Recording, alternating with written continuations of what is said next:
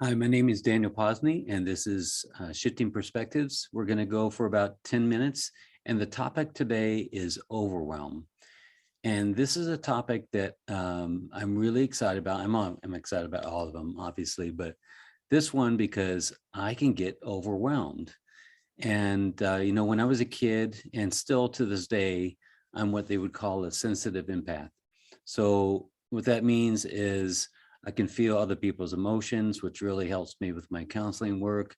I can kind of feel into what the energy of what's going on. And then through my own direct experience, I can really tap in pretty quickly to what the solution is and what the pattern is. But what that also means is that my emotions are up on the surface really easily. I'll be in a conversation with someone that can feel the emotion that they're holding back on, and then it'll come out of me. And so that can be overwhelming to know that you're so sensitive to different emotions, good and bad emotions. I could watch kids on stage in their little tutus, and I'm crying of how beautiful it is, and then I'm with someone who's had a death in the family or something, and I can feel that emotion. So I love it. I think it's one of my superpowers, but it's not really accepted by society, and society kind of says you should stuff all that down and just keep on going and keep on achieving and keep on working and keep on going for that golden ring. But for someone who's a sensitive or somebody that gets easily overwhelmed, there needs to be more set up to be done to be able to function in a world that believes that way.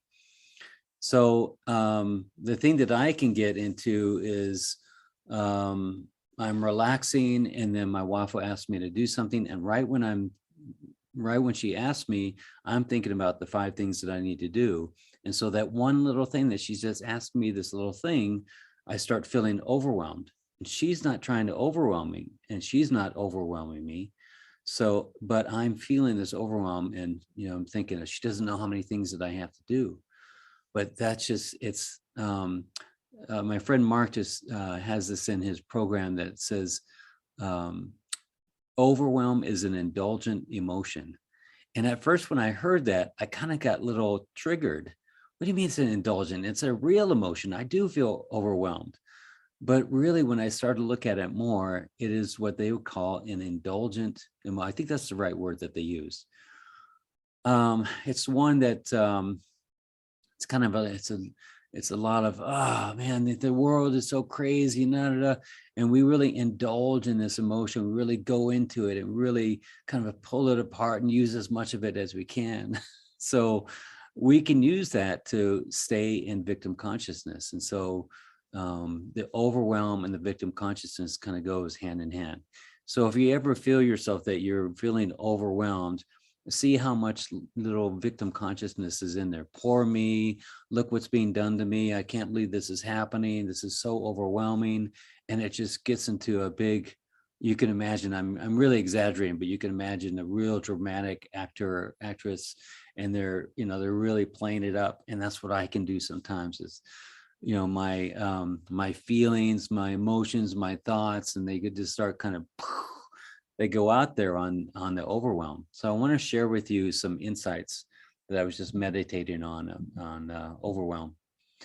So first of all, the thing that I need to do when I start feeling this overwhelm is just be here right now and just breathe. And I know this, breathing has been over and over done about this is the solution, but really is. When I start feeling overwhelmed, I start breathing really shallow. So the first thing that I can do practically is just take a deep breath. I know you've heard this so many times in your childhood, count to 10 and all that stuff, but really we forget that. And I think that we forget that because we want to indulge in the emotion of overwhelm. We want to just sit in that overwhelm, just like when we want to be pissed off, we just kind of sit in that for a while. So just breathe, be here right now. And what I like to do is ask myself, what can I do about the situation? And then I breathe. There's this saying that goes something like, have the wisdom to be able to change the things that you can and the patience for things you can't, or something like that. So if there's something you can do about it, great, then do that little thing, take some action on it. If there's something that you can't do something about, but you can do it differently, then just take note of that. Okay, this didn't really go as planned, or I got a little overwhelmed or something. And what I tend to do is that, like I was just working on the truck yesterday, and it took all day to work on the truck. And then my wife Valerie came out and she said, when do you want to think about dinner? And I was like, oh, it just hit me, that overwhelm. I'm trying to put this truck back together so I can get it running so I can go do my work tomorrow. And it all just kind of hit me. So she was just asking me a simple question.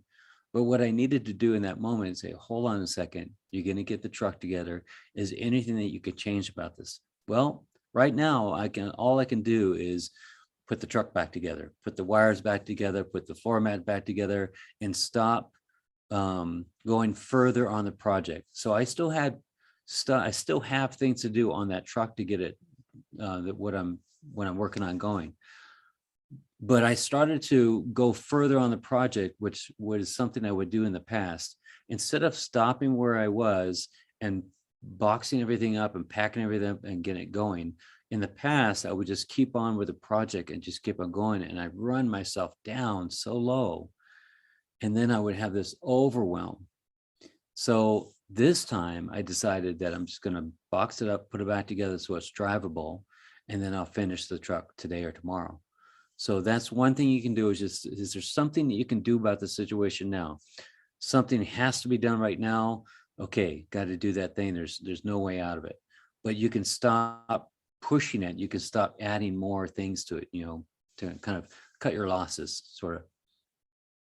And then the next thing you can do is you say, what is true? So when you get overwhelmed and you start getting anxious and getting stressed out, your mind wants to kind of say, yeah, follow me. We're going to go over here and we're going to take this down this dark road, and it's going to run you down this road.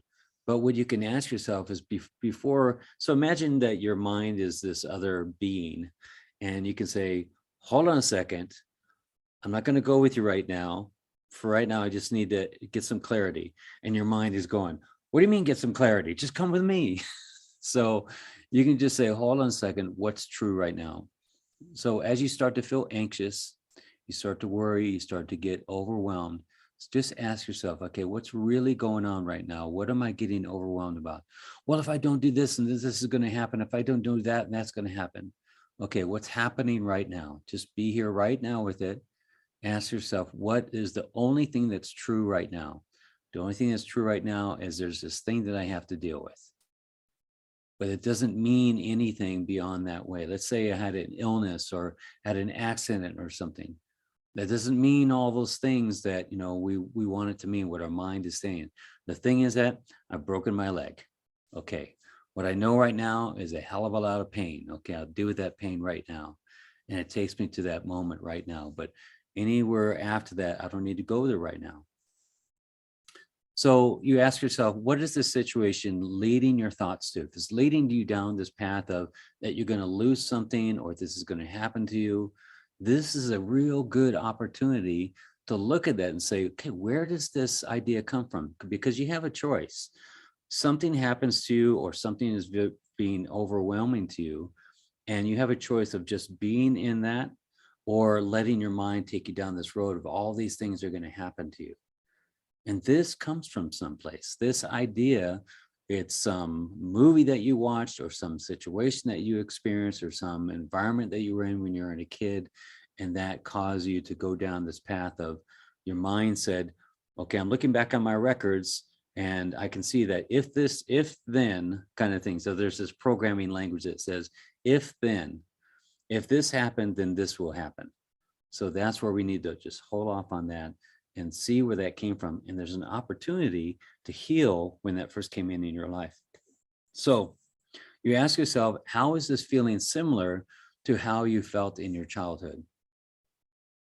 It may be that you're subconsciously attracting chaotic situations or environment, oddly, to feel comfortable. I know this sounds really weird, but you may know some people that have a chaotic life, and it's kind of like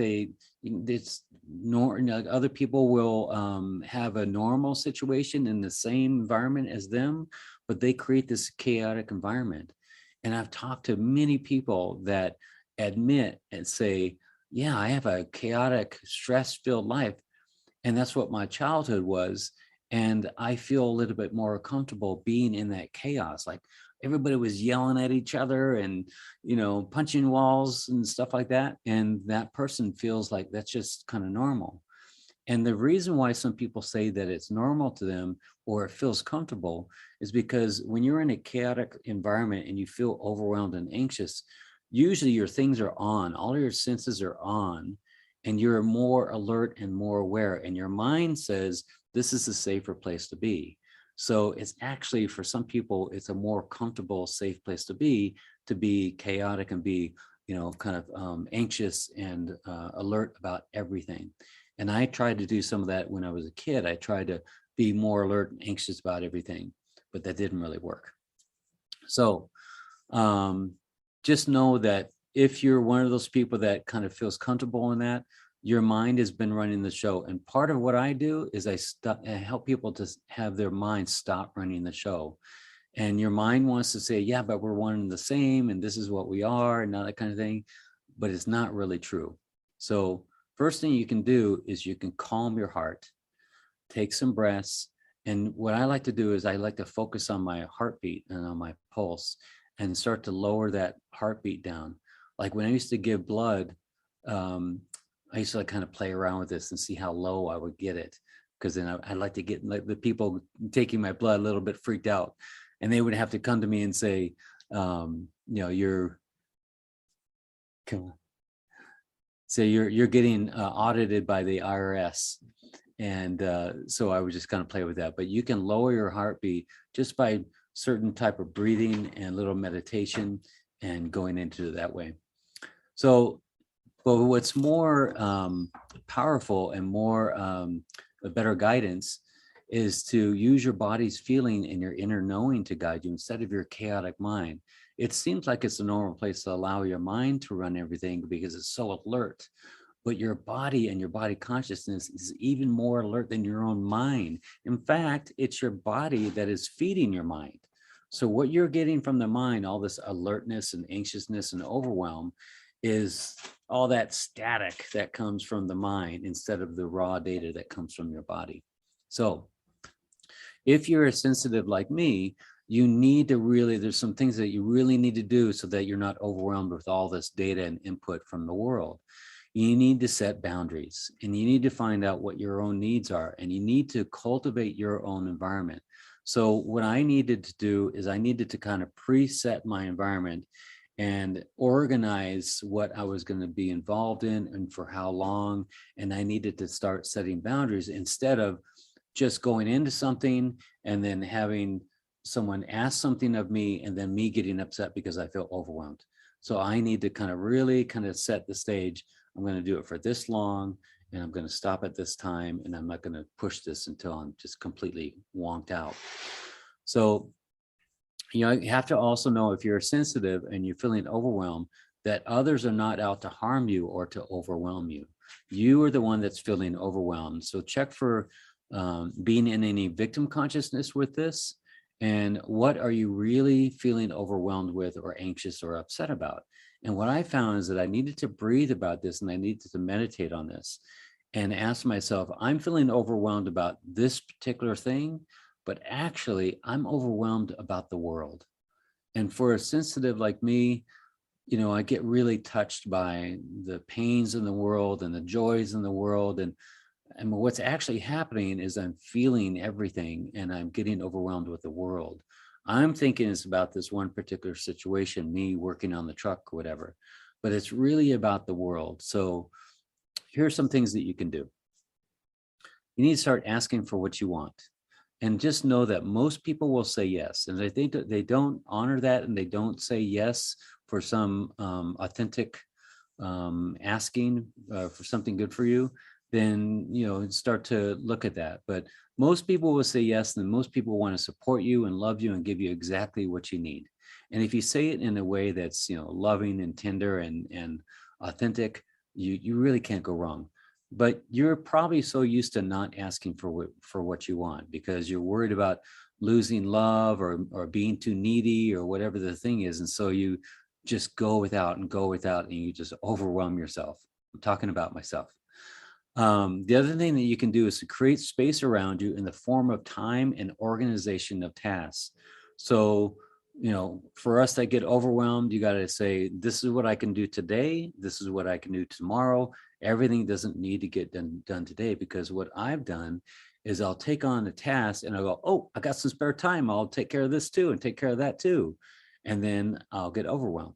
So create the space around you and give you a little, even if you have to put it in your calendar, give yourself blocks of time so that you can have some rest space in there. Put it in the calendar for lunch. Put it in your calendar for just meditation or just do nothing. Whatever you need to do to say, okay, this is what I'm doing right now. I'm doing nothing, and be okay with it. The other thing is that you can stop taking in so much data, so much social media and news and sugar. All those things are inputs that overwhelm your system. So if you ever done fasting or cleansing and that kind of thing, and you're not taking in all that stuff, by the way, if you're fasting and cleansing and you're taking in, news and social media and data from the world, it's going to be really taxing on your system. So as much as you can, pull back your energy and bring it back to yourself and stop being fed with all this stuff. Give yourself hours to work with in the morning to do nothing, or do yoga or qigong or meditation, or make a puzzle or whatever. Just if you're the kind of person that gets overwhelmed, you have to, well, you don't have to, but I find that it's necessary for me to wake up a couple of hours or 2 or 3 hours earlier than what I need to do to, start going with my day, so that I just have time just to do nothing. And it's kind of like, it brings me back to, I'm in charge of my life. And this is what I'd do if I didn't have anything to do today. And it's kind of like, it kind of tricks me into this sense of peace and tranquility. And then I start to go into my day. But if I jump out of bed and I got to go right to work, then I'm back into overwhelm.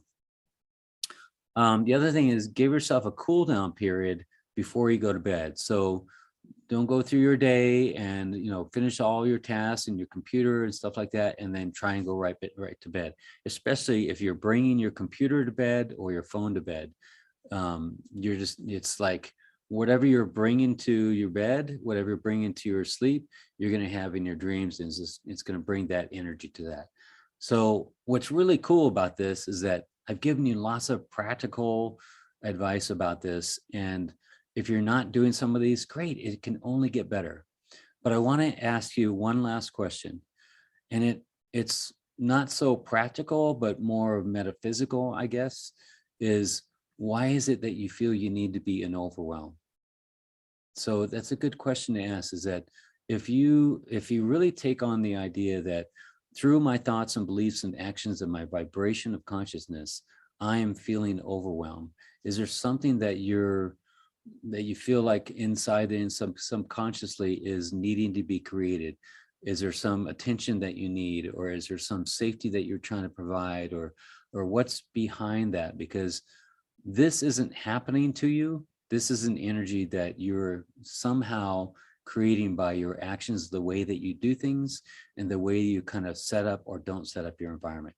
I know that's kind of it's a hard thing to hear when I go, it's the world that overwhelms me. Well, wouldn't it be great if you realize your own power and your own empowerment, and you are the one who can actually change this? Thank you so much. I love you. Thank you, and bless you. Have a wonderful day, wonderful week.